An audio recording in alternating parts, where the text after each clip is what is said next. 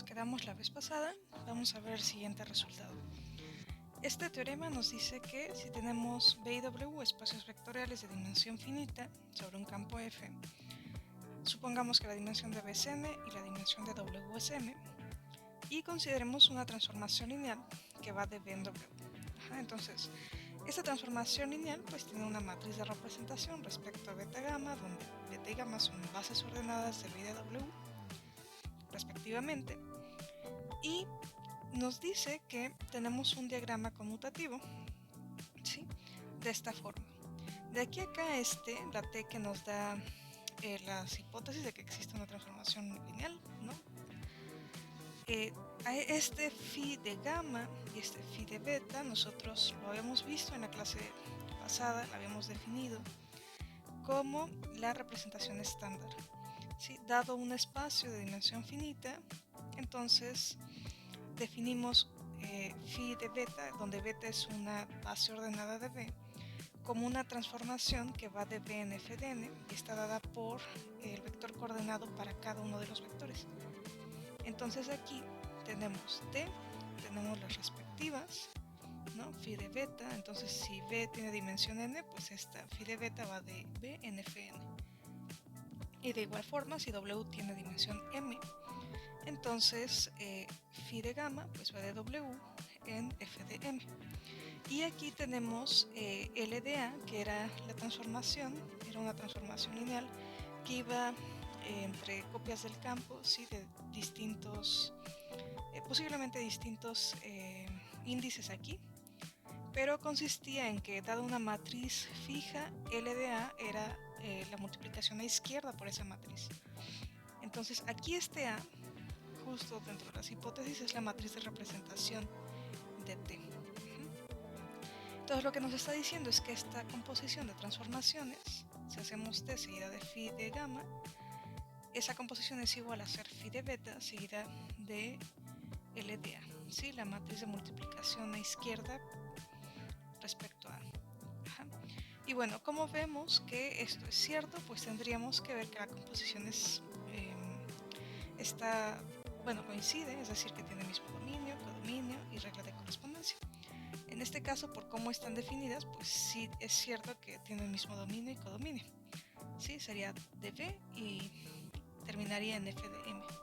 Entonces, lo único que tenemos que checar es que tiene la misma regla de correspondencia, y para eso lo que vamos a hacer es fijarnos en un elemento aquí en B y vamos a hacer esta composición y esta composición por otra parte y ver que la asignación es lo mismo.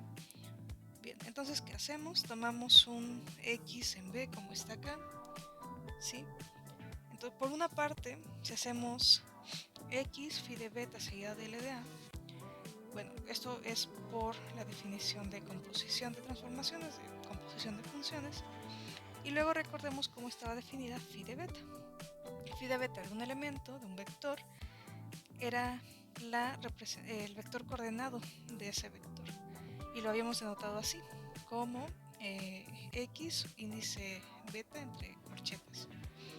Y bueno, ahora tengo esta transformación, y phi de beta es un vector coordenado, es decir, es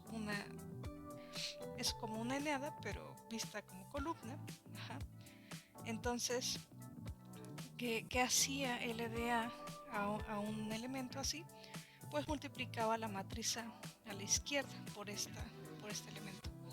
Entonces aquí tendríamos A por phi de B de beta. Ok, y luego aquí que usamos, pues A es justo por definición la matriz de representación de beta respecto a gamma de T. Entonces sería este producto ya como matrices. Y nosotros habíamos visto que si tienes el vector coordenado y lo multiplicas por la matriz de representación, esto te va a dar la evaluación del vector, el vector coordenado de la evaluación del vector respecto a la base, en este caso gamma. Entonces esto es igual a esta parte, ¿sí? Pero esto es un vector coordenado de un elemento, entonces es phi gamma del elemento que aparece aquí dentro, que sería t de x. Pero si haces phi gamma de este elemento t de x, realmente lo que estás haciendo es x evaluado en la composición, primero t y después phi de gamma. Por lo tanto, pues sí, ya vimos que si tomo un elemento en B, pues si evalúo en esta composición me va a dar lo mismo que evaluar en esta otra. Por lo tanto, este diagrama conmuta. Bien, ahora vamos a ver un ejemplo. Supongamos que tenemos t, que es esta transformación que va de polinomios de grado a lo más 3 en polinomios de grado a lo más 2. Entonces, vamos a definirlo de esta manera, como a un polinomio lo vamos a enviar a la derivada de ese polinomio respecto a x. Entonces, con esta correspondencia, con esta definición de t, pues podemos calcular la matriz de representación, ¿sí? Tomando beta y gamma, las bases canónicas de polinomios de grado a lo más 3 y de polinomios de grado a lo más 2 respectivamente. Entonces lo que podemos ver, justo esto ya lo habíamos calculado en un ejemplo anterior, que la matriz de representación pues nos queda de esta manera. ¿Sí? Bien, ok, entonces voy a tomar un elemento p de x en P3 de R, ¿sí? O sea, un polinomio de grado a lo más 3 con coeficientes en R, digamos que sea este elemento que aparece aquí. Entonces, yo voy a evaluar ese elemento en esta composición, phi de beta seguida de L de A. ¿Qué tengo que hacer? Bueno, pues primero tengo que hacer phi de beta de este elemento, ¿sí? Y luego evaluarlo en L de A. Entonces, ¿quién es phi de beta de este elemento? Recordemos que lo que tengo que hacer es que este elemento que aparece aquí lo tengo que escribir conforme a la base. En este caso, beta es la base canónica de polinomios de grado a lo más 3. Y la base pues es 1 más x cuadrada más x cúbica. Y hay que encontrar estos escalares, ¿no? En este caso, pues aquí pondremos 2. Aquí 1, aquí menos 3 y aquí 5. Entonces el vector coordenado de este elemento, de este polinomio, es escribir estos coeficientes en una columna, ¿no? Entonces me sería 2, 1, menos 3, 5. Ajá. Ok. Y bueno, L de A de algo va a ser multiplicar a la izquierda por la matriz A. En este caso la matriz A es esta matriz de representación. Entonces todo esto será igual a esta parte, que es la matriz de representación, por el vector coordenado de este elemento, que ya vimos que es esto.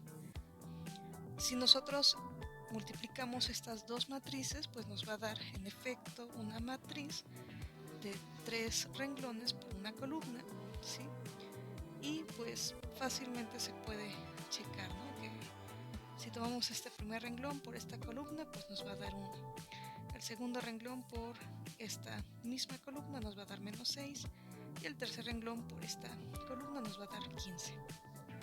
Okay.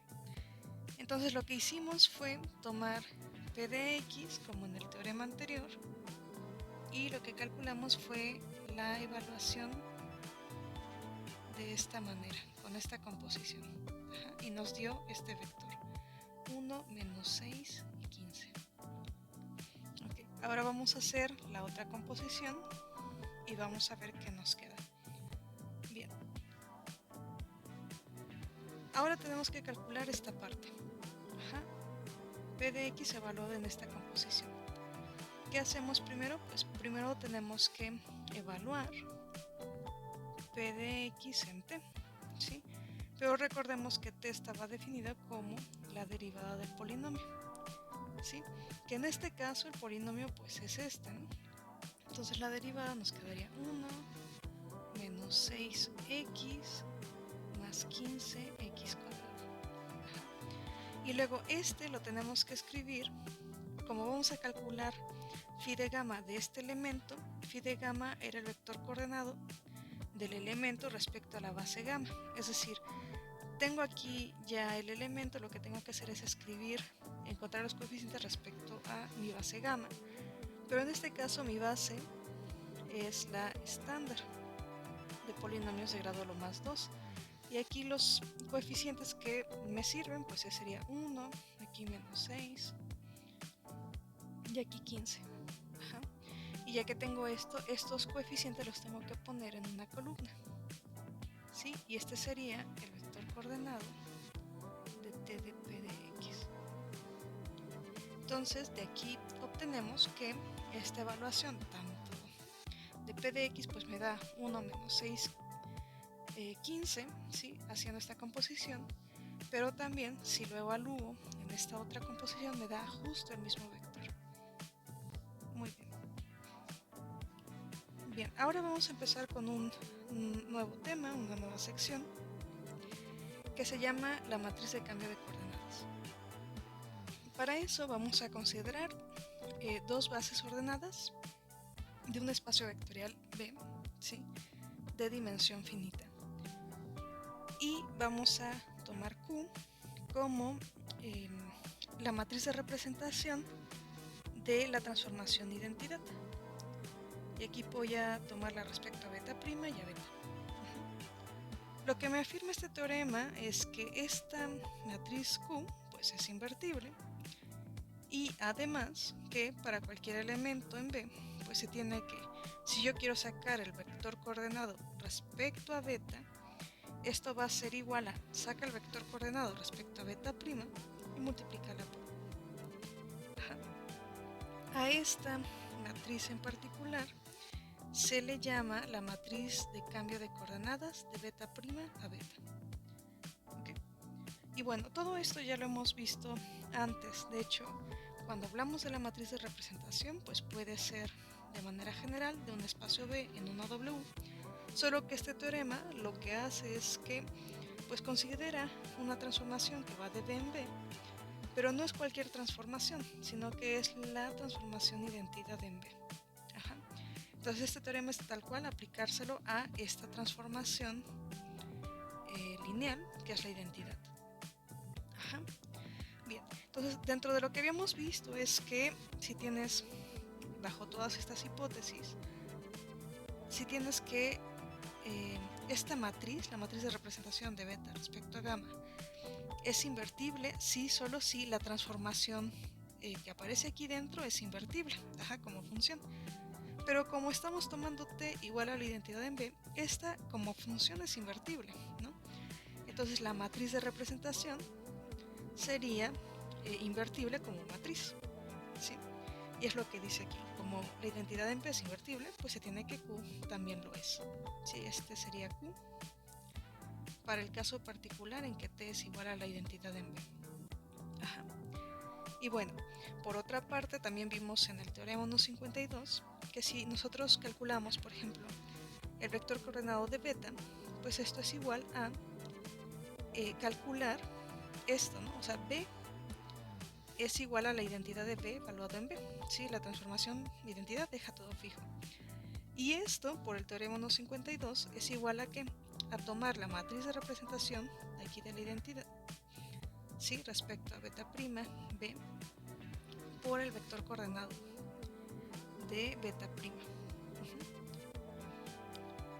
Entonces nosotros nos habíamos visto, por ejemplo, esto, que si tenemos beta, gamma y multiplicamos por el vector coordenado, aquí sería de beta, esto era igual a t de x, al vector coordenado de t de x respecto a gamma, ¿sí? Pero si nosotros volvemos a tomar este caso muy particular, pues aquí nos quedaría la identidad de b respecto a beta, ¿sí? Aquí aplicamos el teorema 1.52, que sería toda esta descripción. Y aquí pues volvemos a usar como está definido Q, ¿no? Q es justo esta matriz que aparece acá. ¿Okay? Y bien, gracias a estos dos teoremas, aplicándolo en este caso muy particular, pues obtenemos este nuevo teorema.